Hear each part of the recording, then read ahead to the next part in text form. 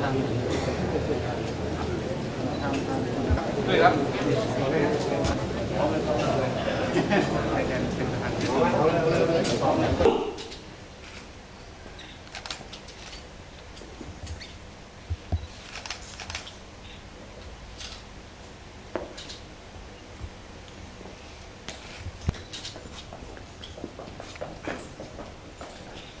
ชัดฝ่าละอองธุลีพระบาทปกเกล้าโปรดกระหม่อม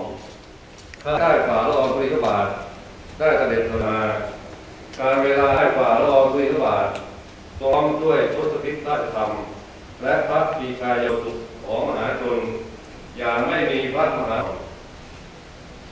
พระราชกรได้สร้างประโยชน์สุขอย่างอเนกอนันต์แก่พระสงฆ์มาที่10 องค์การฐานมา